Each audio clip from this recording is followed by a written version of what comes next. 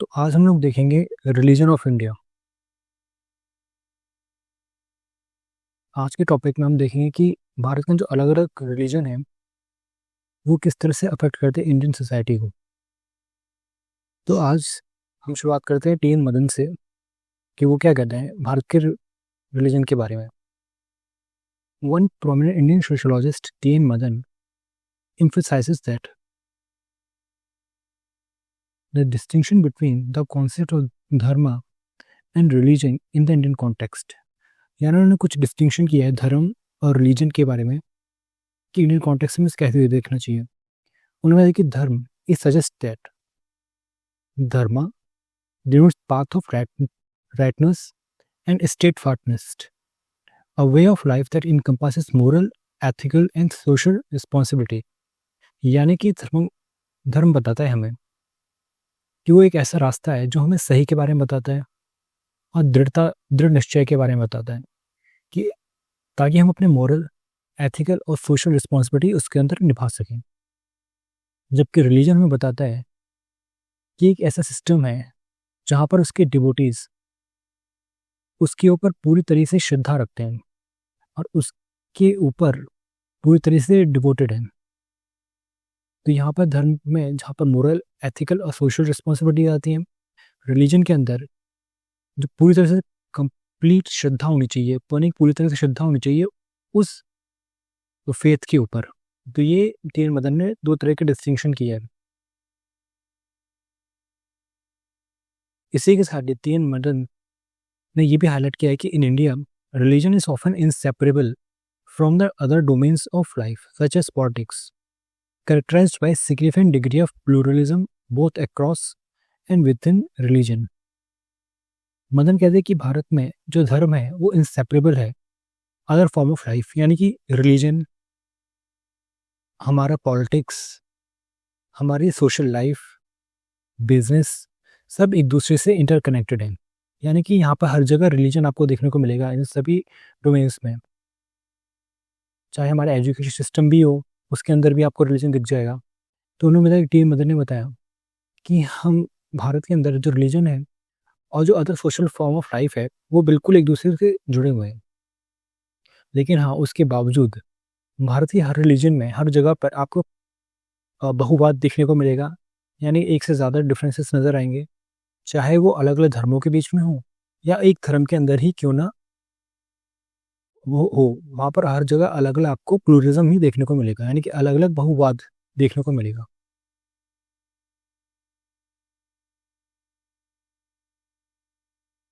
अगर हम सेंसस की बात करें तो जनगणना हुई थी हमारी 2011 के हिसाब से, तो भारत में कितने रिलीजियस फॉलोअर्स हैं डिफरेंट डिफरेंट फेथ के।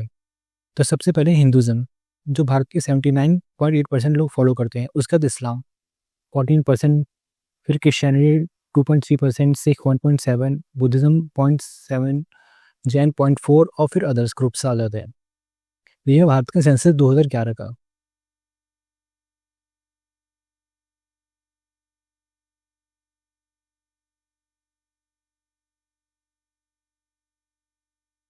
इसी के साथ हम एक डेफिनेशन देखते हैं रिलीजन की दुर्खाइम की। दुर्खाइम में रिलीजन को डिफाइन किया है कि एक unified system of believes practices related to sacred things, that is to say that things set apart and forbidden, belief practices which unite them into a single moral community for all those who are adhere to them। मतलब दुर्खाइन बताते हैं कि एक community का एक unified system belief है उस system के ऊपर जहाँ पर वो चीज़ सबसे अलग हो, वो फॉरबिडन हो, एक बिलीफ हो और उस बिलीफ को सब प्रैक्टिस करते हो।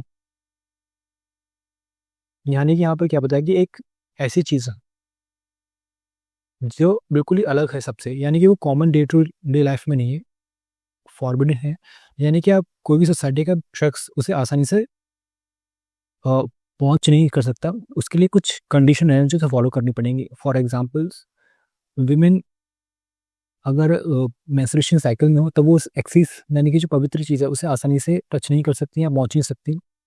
अगर आप किसी सेक्सुअल बिहेवियर में हो तब भी आप उसे टच नहीं कर सकते या पहुँच नहीं सकते। या आप मान लीजिए आपकी किसी तरह से डेथ हो गया, या फिर आप कुछ और इस तरीके से आपके कंडीशंस आपके ऊपर लगाई जाती है सोसाइटी के ऊपर, जैसे कास्ट सिस्टम के ऊपर, अगर आप सोसाइटी में फॉलो कर रहे हैं तो वो भी उस सेक्रेट चीज़, पवित्र चीज़ को छू नहीं सकते। तो उसके लिए आपको कुछ कंडीशंस हैं जो फॉलो करनी पड़ेगी, जैसे आप बिना नहाए हुए छू नहीं सकते, ये भी एक चीज़ है। तो इस तरह की कंडीशन लगाई जाती है फॉरबिडन, जैसे कहते हैं कि ईज़िली आप उसे छू नहीं सकते। उस पर भरोसा करती है पूरी कम्युनिटी।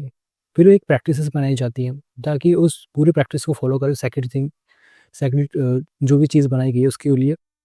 और यही चीज़ पूरी कम्युनिटी को यूनाइट करती है, एक तरीके से फॉलो करती है, जो उस सेक्रेट थिंग को मानेंगे आगे चलकर, और ये उन्हें यूनिफाई करती है, एक सिस्टम में बांधती है उन्हें। ये दुर्कहान का कहना था।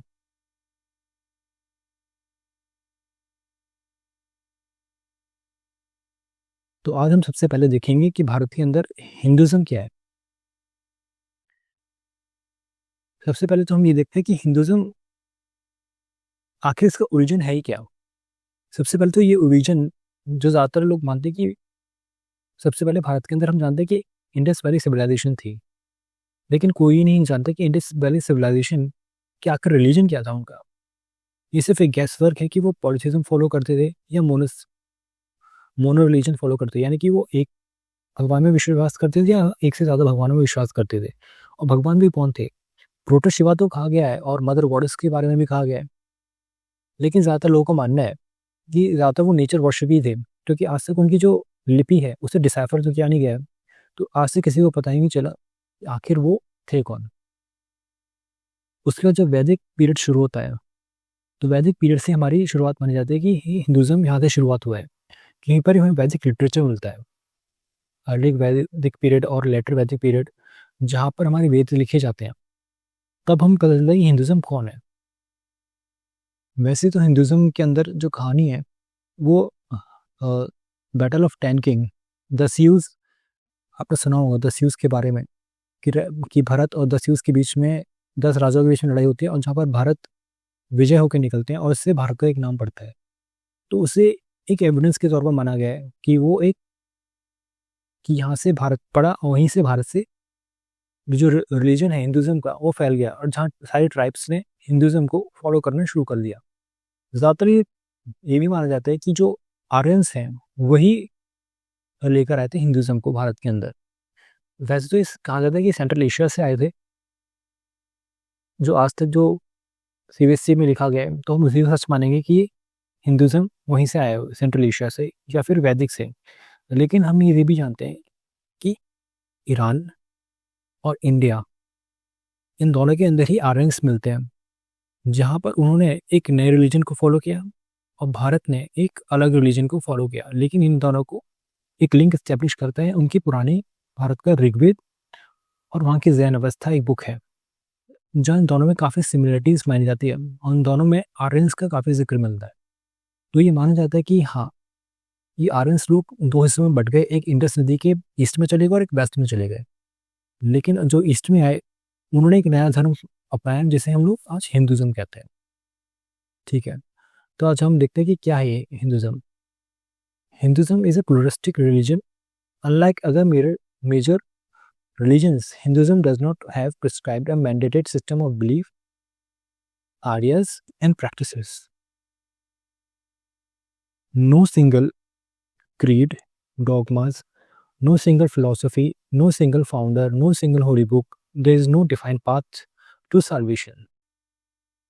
यानी कि ये इसके अंदर एक से ज़्यादा भगवान आपको मिलेंगे, एक से ज़्यादा आपको देवी देवता मिलेंगे, अलग अलग तरह के बिलीफ मिलेंगे, विश्वास मिलेंगे, अलग अलग तरह के आइडियाज़ हैं, अलग तरह की प्रैक्टिसेस हैं।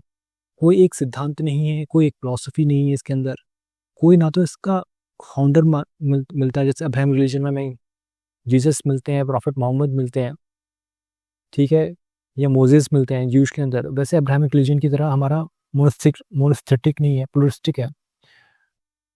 कोई हमारी एक सिंगल बुक नहीं है, जैसे कुरान इस्लाम के अंदर है, बाइबल है, और क्रिश्चियंस के अंदर, हमारे अंदर ढेर सारी बुक्स हैं हमारे पास। तो कोई हमारे पास डिफाइंड पाथ नहीं है मोक्ष को पाने का, अलग अलग पाथ है, 4 अलग अलग पाथ है, जैसे हम जानते हैं कर्म, जो योग हो गया, हमारे पास भक्ति हो गया, अलग अलग तरीके से हम उसे फॉलो कर सकते हैं सेलिब्रेशन को पाने के लिए।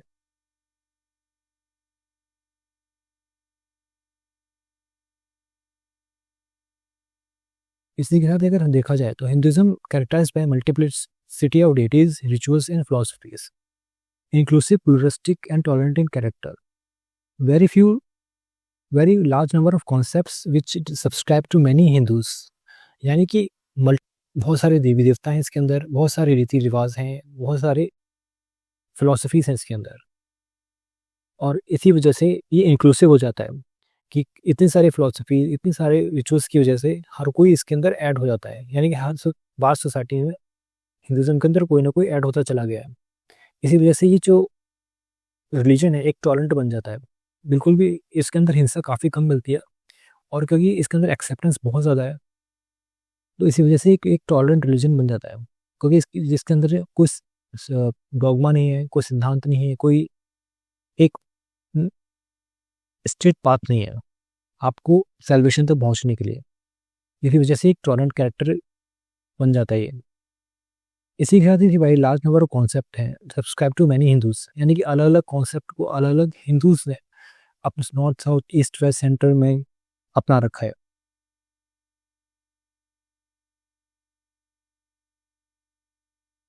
अब हम देखते हैं कि जो कॉन्सेप्ट है हिंदुज्म में क्या वो क्या क्या है। आज हम देखते हैं कि सबसे पहले कॉन्सेप्ट है हिंदुज्म में पुरुषार्थ के बारे में, यानी कि 4 पुरुषार्थ होते हैं जो हमें 4 गोल बताते हैं लाइफ के एक मैन के अंदर क्या होना चाहिए हिंदुज्म के अंदर। सबसे पहला है धर्म, जिसके अंदर मोरल वैल्यूज, अर्थ, मटेरियल प्रॉस्पेरिटी, काम, डिजायर ऑफ पैशन, मोक्ष, लिबरेशन। यानी कि धर्म, अर्थ, काम और मोक्ष, ये 4 गोल होते हैं ह्यूमंस के इस दुनिया के अंदर। इसी को 4 पुरुषार्थ कहते हैं।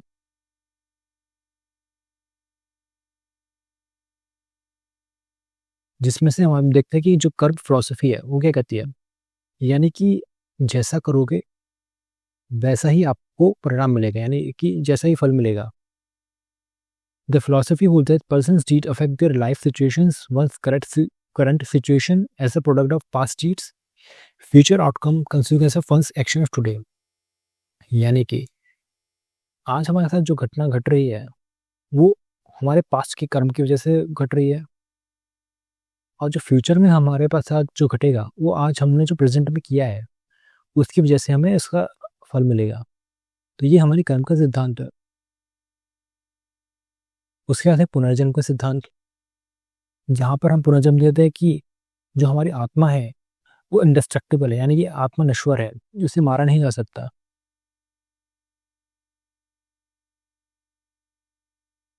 लेकिन वो जो आत्मा है वो कई मल्टीपल हर बार एक नया शरीर के अंदर जन्म लेती है, यानी कि आत्मा तो अमर है और शरीर नश्वर है।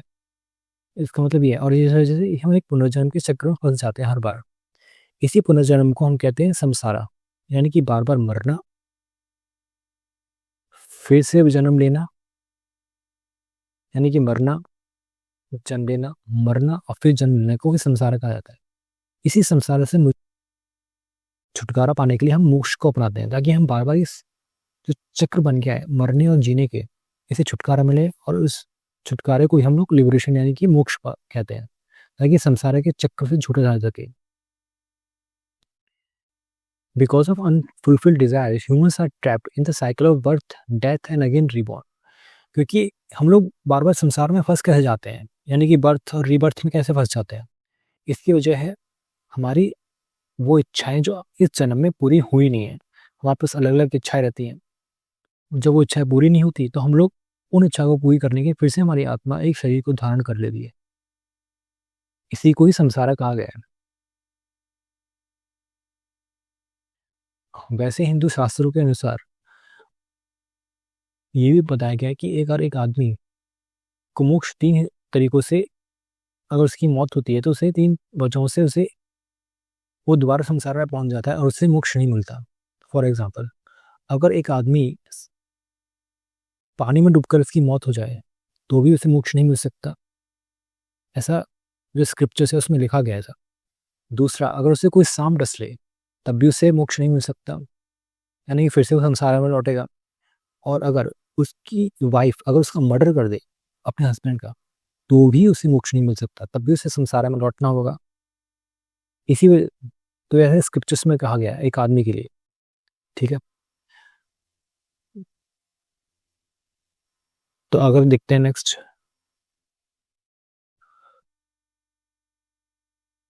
जो हिंदूज होते हैं उनकी लाइफ को 4 आश्रमों में बांटा गया है।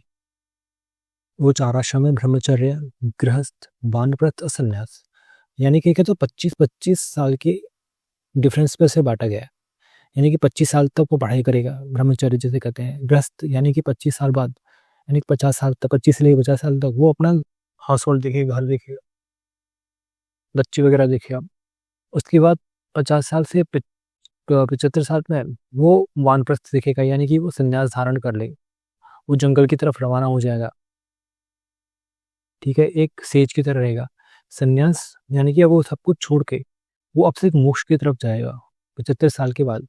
ये मैंने बहुत देख लिया, अब मुझे मोक्ष की तरफ चले जाना चाहिए। यानी कि अब मैं सन्यासी भी बन गया, अब सन्यासी भी लेने के बाद अब मुझे मोक्ष की तरफ चले जाना चाहिए, क्योंकि अब मेरी एज 75 साल पहुंच चुकी है।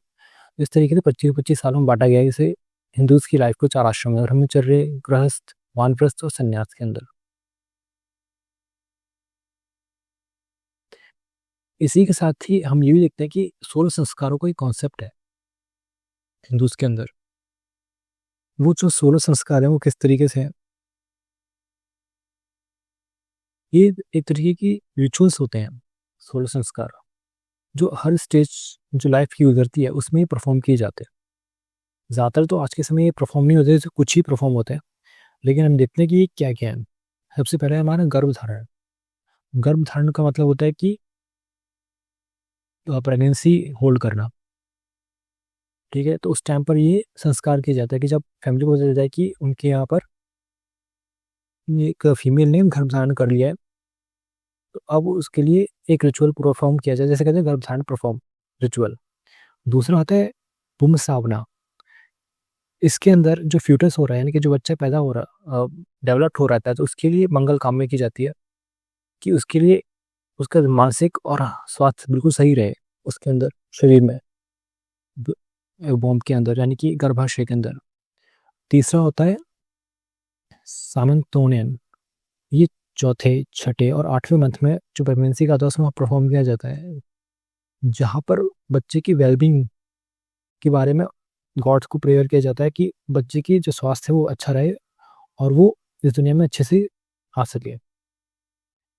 चौथा होता है जात कर्मना। जात कर्मा, यहाँ पर जो बुरी नज़र होती है उसे उतारी जाती है बच्चे के ऊपर से, ताकि वो अच्छे स्वस्थ और एक अच्छा भविष्य आगे वो देख सके। इसके बारे में हम सब जानते हैं, नामकरण होता है 5वें नंबर पर। यहाँ पर बच्चे का नाम रखा जाता है आफ्टर बर्थ, यानी कि 11वें दिन जब उसका बर्थ हो जाता है, ठीक उसके 11वें दिन बाद हम लोग उसका नामकरण करने की प्रक्रिया शुरू कर देते हैं। उसके बाद है निष्कर्मण। ये होता है चौथे महीने बाद, यानी कि पैदा पैदा होने के चौथे महीने बाद हम निष्क्रमण करते हैं। यहाँ पर हम बच्चे को घर से बाहर लेके जाते हैं पहली बार, और दुनिया के सामने उसे लेके जाते हैं ताकि दुनिया उसे अपना आशीर्वाद दे सके।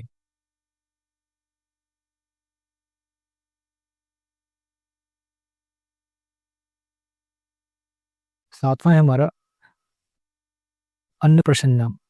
यहाँ पर पहली बार बच्चे को माँ के दूध के अलावा कोई अलग से खाना दिया जाता है, जिसे सॉलिड मील कहा गया है।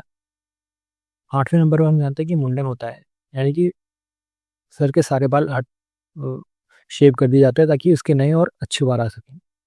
विद्या आरंभ, यानी कि यहाँ पर बच्चे की पढ़ाई की शुरुआत की जाती है। करण वेधा, यहाँ पर बियर्सिंग की जाती है कानों के अंदर, यानी कि बच्चे को कुंडल पहनाए जाते हैं। उपनयन, यहाँ पर जब पढ़ाई के दौरान बच्चे को, ताकि बच्चा अपना जो ब्रह्मचर्य होता है पुरुषार्थ के दौरान, उसे एंट्री दी जाती है यहाँ पर उसे, ताकि अब वो ठीक से पढ़ाई कर सके और अपनी पूरी स्ट्रेंथ अपनी पढ़ाई पर ध्यान लगा सके। उसे उपनयन कहा जाता है। The strength during the study of the child and marks the entry of the child into the brahmacharya is done for the child to get strength, energy and splendor. उसके बाद है वेद आरंभ। यहाँ पर बच्चा पढ़ने शुरुआत करता है वेदास की पढ़ाई की, ठीक है। उसके बाद है केशांत। यहाँ पर जब पढ़ाई खत्म हो जाती है तो उसे उसका मुंडन किया जाता है, यानी फिर से उसके सर को शेव किया जाता है कि हाँ अब उसकी पढ़ाई कंप्लीट हो चुकी है, इससे उसे अब अपने सर के बाल हटा देने चाहिए। उसके बाद है सामवर्तन। इसका मतलब है कि अब वो गुरुकुल से सीधे अपने सोसाइटी में वापस लौट गया पढ़ाई खत्म होने के बाद, इसे सामवर्तन कहते हैं। यानी कि मान लीजिए ग्रेजुएशन शेयर में नहीं हो गई यहाँ तो उसकी। उसके बाद होता है जिंदगी में विवाह, जहाँ शादी होती है उसकी। कब वो अपने गृहस्थ जीवन में पहुंचता है। अंत्येष्टि, यहाँ पर उसकी मृत्यु हो जाती है, और जहाँ पर जो रिचुअल है परफॉर्म किए जाते हैं अंत्येष्टि के अंदर, the body was offered to the fire, mantras were perform, यानी कि उसे उसके शव को जलाया जाता है और मंत्रास परफॉर्म किए जाते हैं ताकि उसकी आत्मा को शांति मिल सके। Hinduism has numerous gods, goddesses. There are various sects and subsects, such as Kabir Panthis, Lingayat, Nath Panthis, etc. Multiple festivals, every occasions, traditions widely affected by little tradition and great traditions. Hinduism के अंदर ढेर सारे God goddess के भी देवता मौजूद हैं। उसके अंदर बहुत सारे सेक्ट्स मौजूद हैं, उस सेक्ट्स के भी सब सेक्ट्स मौजूद हैं, जैसे कि कबीर है, पंथी हैं, लिंगायत्स हैं, नाथ हैं, नाथ पंथीस हैं। उनके अलग अलग त्यौहार हैं हमारे, जो अलग अलग तरीके से अफेक्ट करते हैं हमारे लिटिल ट्रेडिशन को भी और ग्रेट ट्रेडिशन को भी। यहाँ पर लिटिल ट्रेडिशन का मतलब है लोकल ट्रेडिशन, ग्रेट ट्रेडिशन का मतलब है जो मैक्रो लेवल पर ट्रेडिशन फॉलो किए जाते हैं। Therefore, Hindu religion is a religion, a religious tradition, a set of religious belief and a way of life.